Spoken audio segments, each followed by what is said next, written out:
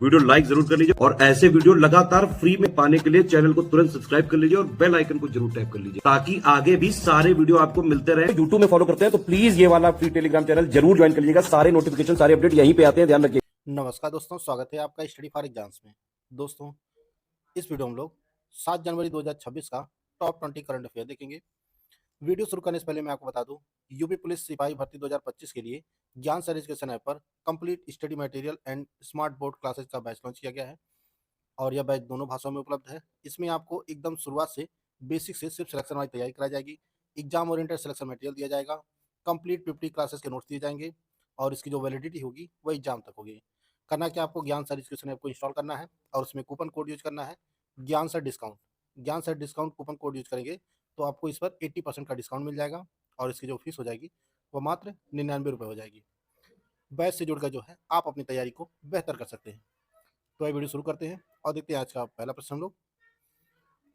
पहला प्रश्न है, दिल्ली सरकार ने यमुना कायाकल्प और बुनियादी ढांचे के विकास के लिए किस वित्तीय संस्था के साथ समझौता ज्ञापन पर हस्ताक्षर किए हैं? तो यह जो समझौता हुआ है वह भारतीय रिजर्व बैंक आरबीआई और दिल्ली सरकार के बीच में हुआ है। इसका बी ऑप्शन सही है। बढ़ते अगले क्वेश्चन की तरफ। अगला जो क्वेश्चन है, वैज्ञानिक और औद्योगिक अनुसंधान विभाग डीएसआईआर ने डीप स्टेक स्टार्टअप के लिए मान्यता प्राप्त करने हेतु किस अनिवार्य शर्त को समाप्त कर दिया है? तो डीएसआईआर ने जो 3 साल का पिछला ट्रैक रिकॉर्ड यानी अनुभव चाहिए होता था उसको समाप्त कर दिया है। डीप टेक स्टार्टअप के लिए जो है जो अनिवार्य था 3 साल का अनुभव, ये इसे समाप्त कर दिया है डीएसआईआर ने। इसका बी ऑप्शन सही है। हाल ही में किस राज्य में मोइनू इराटपा उत्सव मनाया गया है? तो यह मणिपुर में मनाया गया है। हाल ही में राष्ट्रीय बाघ संरक्षण प्राधिकरण ने किस राज्य के कैमूर वन्य जीव अभ्यारण्य को टाइगर रिजर्व घोषित करने के लिए सैद्धांतिक मंजूरी दे दिया है? तो यह जो टाइगर रिजर्व है यह बिहार में स्थित है। बिहार के कैमूर वन्यजीव अभ्यारण्य को जो है टाइगर रिजर्व घोषित करने के लिए राष्ट्रीय बाघ संरक्षण प्राधिकरण ने सैद्धांतिक मंजूरी दे दी है। तो इसका ए ऑप्शन सही है।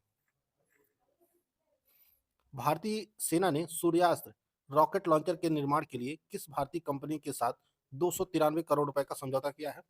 यह समझौता जो हुआ है यह नाइव लिमिटेड के साथ हुआ है 293 करोड़ रुपए का।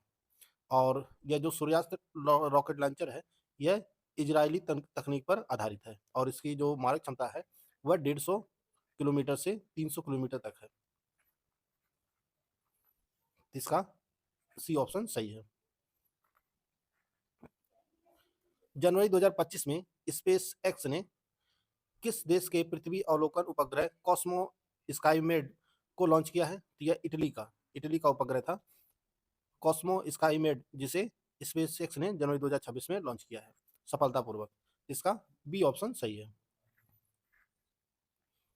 हाल ही में विदेश मंत्री एस जयशंकर ने आईआईटीएम ग्लोबल रिसर्च फाउंडेशन का शुभारंभ कहाँ किया है? यह आईआईटी मद्रास में किया गया है। विदेश मंत्री एस जयशंकर के द्वारा जो है आईआईटीएम ग्लोबल रिसर्च फाउंडेशन का जो शुभारंभ किया गया है आईआईटी मद्रास में किया गया है। हाल ही में केंद्र सरकार ने किस राज्य में 1200 मेगावाट की कलाई द्वितीय हाइड्रो पावर परियोजना को मंजूरी दिया है? तो यह अरुणाचल प्रदेश में। अरुणाचल प्रदेश में जो है केंद्र सरकार ने कलाई द्वितीय हाइड्रो पावर परियोजना के निर्माण को जो है मंजूरी दिया है। इसका सी ऑप्शन सही है। डीआरडीओ द्वारा विकसित स्वदेश प्रणाली का प्राथमिक कार्य क्या है? इसका जो कार्य है समुद्री जल का विलवणीकरण, यानी यह जो है स्वदेश प्रणाली जो है यह समुद्र के जो खारा पानी है उसे पीने योग्य बना देता है और यह डीआरडीओ के द्वारा जो है भारतीय सेना के लिए विकसित किया गया है। इसका ऑप्शन ए सही है। हाल ही में निधन हुए मनोज कोठारी किस खेल के लिए प्रसिद्ध थे? तो यह बिलियर्ड्स खेल के लिए प्रसिद्ध है और यह 1990 में जो है वह वर्ल्ड बिलियर्ड चैंपियनशिप इन्होंने जीता था मनोज कोठारी ने। तो इसका बी ऑप्शन सही है। हाल ही में निधन हुए पुनप्रा अपाचन किस क्षेत्रीय सिनेमा के प्रसिद्ध अभिनेता थे? तो यह मलयालम सिनेमा के प्रसिद्ध अभिनेता थे पुनप्रा अपाचयन। इसका सी ऑप्शन सही है। भारत के पहले स्वदेशी 3D printed automatic weather station को किस मिशन के तहत विकसित किया गया है? तो यह मिशन मौसम के तहत जो है, मिशन मौसम के तहत भारत के पहले स्वदेशी 3D printed automatic weather station को विकसित किया गया है। इसका बी ऑप्शन सही है। और इसका जो पहला जो स्थापित किया जाएगा वो दिल्ली में स्थापित किया जाएगा स्टेशन। पहला स्टेशन दिल्ली में स्थापित किया जाएगा। इसका बी ऑप्शन सही हो जाएगा। इंडिया रेटिंग्स एंड रिसर्च ने वित्त वर्ष 2026-27 में भारत की अनुमानित जीडीपी वृद्धि दर क्या है? तो यह 6.9 है। 6.9% रहने का अनुमान लगाया है इंडिया रेटिंग्स एंड रिसर्च ने। इसका सी ऑप्शन सही है। न्यायमूर्ति ए मोहम्मद मुश्ताक ने सिक्किम उच्च न्यायालय के कौन से मुख्य न्यायाधीश के रूप में शपथ लिया है? तो यह 24वें मुख्य न्यायाधीश के रूप में जो है सिक्किम उच्च न्यायालय के मुख्य न्यायाधीश के रूप में ए मुश्ताक ने जो है शपथ लिया है न्यायमूर्ति। इसका ऑप्शन ए सही है। हाल ही में रामनाथ गोयनका साहित्य सम्मान समारोह में लाइफ टाइम अचीवमेंट अवार्ड से किसे सम्मानित किया गया है? ये जो सम्मान प्रदान किया गया है डॉक्टर चंद्रशेखर कंबारा को प्रदान किया गया है। डॉक्टर चंद्रशेखर को जो है रामनाथ गोयनका साहित्य सम्मान समारोह में लाइफ टाइम अचीवमेंट पुरस्कार से सम्मानित किया गया है। इसका ऑप्शन ए सही है।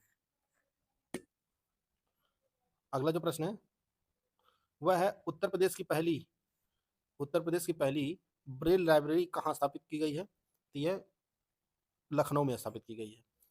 यह सुविधा जो है लखनऊ में स्थापित किया गया है। लखनऊ में डॉक्टर शकुंतला मिश्रा राष्ट्रीय पुनर्वास विश्वविद्यालय है, यहीं पर जो है स्थापित की गई है भारत की पहली ब्रेल लाइब्रेरी। इसका ऑप्शन बी सही है, लखनऊ में। जनवरी 2026 में बिम्स्टेक कैंसर देखभाल प्रशिक्षण कार्यक्रम का दूसरा चरण कहाँ आयोजित किया गया? यह विशाखापट्टनम में आयोजित किया गया है।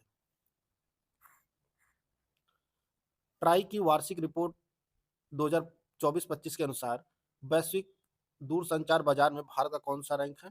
तो भारत जो है वैश्विक दूरसंचार बाजार का जो है दूसरा सबसे बड़ा बाजार है भारत। इसका बी ऑप्शन सही है। प्रस्तावित बैटरी पैक आधार नंबर बीपीएएन प्रणाली में प्रत्येक बैटरी को कितने अक्षरों की विशिष्ट पहचान दी जाएगी? तो यह 21 अंकों का 21 अक्षरों का जो है एक सीरियल नंबर विशिष्ट नंबर दिया जाएगा। जो भी ईवी वाहन में जो बैटरियां लग रही हैं उसके लिए एक नई प्रणाली लाई जा रही है जो जिसको प्रस्तावित किया गया है बैटरी पैक आधार नंबर बीपीएएन, जिसे शॉर्ट फॉर्म में नाम दिया गया है। यह जो है 21 अक्षरों का होगा, 21 अक्षरों का होगा। इसका ऑप्शन डी सही है। तो दोस्तों आज का जो करंट अफेयर था उसको हम लोग कवर कर लिए हैं। पिछला जो करंट अफेयर था उसको एक बार हम लोग रिवाइज कर लेते हैं। इंडिया एनर्जी वीक 2026 का आयोजन 27 से 30 जनवरी तक कहाँ किया जाएगा? तो यह गोवा में किया जाएगा। जनवरी 2026 में केंद्रीय रेशम बोर्ड बेंगलुरु का नया निदेशक वित्त किसे नियुक्त किया गया है? तो यह पीएस गिरीशा को नियुक्त किया गया है। 6 जनवरी को किस शहर में क्षेत्रीय एआई इम्पैक्ट सम्मेलन 2026 की मेजबानी की? किस शहर ने? तो यह जयपुर ने की। दूसरे खेलो इंडिया बीच गेम्स 2026 का आयोजन कहाँ किया जा रहा है? यह दीव में किया जा रहा है। हाल ही में चर्चा में रही Taimur air launched cruise missile का सफल परीक्षण किस देश के द्वारा किया गया है? तो यह पाकिस्तान के द्वारा किया गया है। जनवरी 2026 में सीडीएस जनरल अनिल चौहान ने किस स्थान पर भारतीय वायुसेना के अपग्रेड किए गए रनवे का उद्घाटन किया है? तो यह कार निकोबार में किया गया है। 9वां राष्ट्रीय सिद्ध दिवस 2026 किस दिन मनाया गया है? यह 6 जनवरी को मनाया गया है और इसकी थीम 2026 की सिद्ध फॉर ग्लोबल हेल्थ। हर साल युद्ध अनाथों के लिए विश्व दिवस किस दिन मनाया जाता है? तो यह 6 जनवरी को मनाया जाता है। 2 जनवरी को मेजर ध्यानचंद राष्ट्रीय स्टेडियम में आयोजित दिल्ली शब्दोत्सव 2026 का उद्घाटन किसके द्वारा किया गया? तो यह रेखा गुप्ता के द्वारा किया गया, दिल्ली के मुख्यमंत्री। चीनी नागरिकों के लिए हाल ही में शुरू किए गए नए ई बिजनेस वीजा का आधिकारिक नाम क्या है? तो यह EB4 है। चालू वित्त वर्ष 2025-26 में भारत का कौन सा राज्य अग्रणी निवेश गंतव्य बनकर उभरा है? यह आंध्र प्रदेश है। सांख्यिकी और कार्यक्रम कार्यान्वयन मंत्रालय द्वारा लॉन्च किए गए नए शुभंकर का नाम क्या है? तो यह सांख्यिकी है। चीन द्वारा हाल ही में नौसेना में शामिल किए गए नए उन्नत विध्वंसक पोत का नाम क्या है? तो लोधी है। 6 जनवरी 2026 को सुरेश कलमाड़ी का 81 वर्ष की आयु में निधन हो गया। वह प्रसिद्ध थे, तो यह राजनेता थे। जनवरी 2026 में किस राज्य सरकार ने स्थानीय निकाय चुनाव लड़ने के लिए 2 बच्चों की अनिवार्यता वाले नियम को खत्म करने की घोषणा किया है? तो यह तेलंगाना सरकार ने किया है। 19वें नृत्य महोत्सव में मद्रास संगीत अकादमी द्वारा नृत्य कलानिधि पुरस्कार से किसे सम्मानित किया गया है? यह उर्मिला सत्यनारायणन को सम्मानित किया गया है। दिल्ली सरकार ने हाल ही में किस घातक बीमारी को असूचित करने योग्य घोषित किया है? किस बीमारी को? तो यह मानव रेबीज को। जनवरी 2026 में किसे वेनेजुएला की अंतरिम राष्ट्रपति के रूप में नियुक्त किया गया है? यह डेल्सी रोड्रिग्ज है।